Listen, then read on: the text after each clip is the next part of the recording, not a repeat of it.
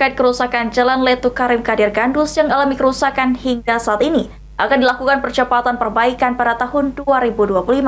Namun Sekda Sumsel Edward Chandra meminta kepada PUBMTR Sumsel untuk melakukan penanganan darurat jalan tersebut hingga proses percepatan dilakukan.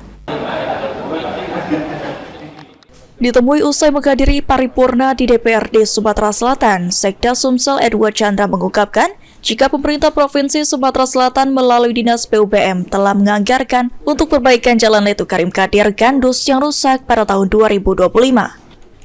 Edward sendiri telah meminta kepada Kepala Dinas PUBM untuk segera melakukan pengadaan Jalan Letu Karim Kadir Gandus tersebut untuk dengan cepat melakukan perbaikan pada tahun 2025.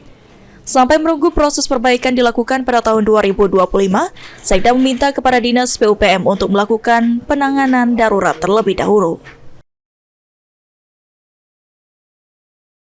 Kita minta penanganan darurat agregat di titik-titik yang tadi yang perlu penanganan. Itu tadi sudah dilakukan dari Dinas PU Perdagangan.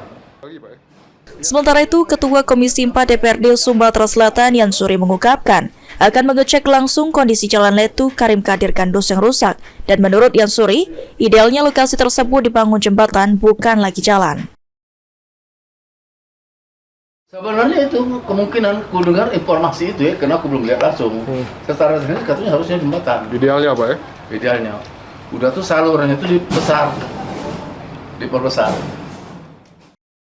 Jalan Letu Karim Gandus sendiri merupakan jalan provinsi yang dapat menghubungkan Kota Palembang dengan Kabupaten Banyuasin. Firman Hidayat, PAL TV.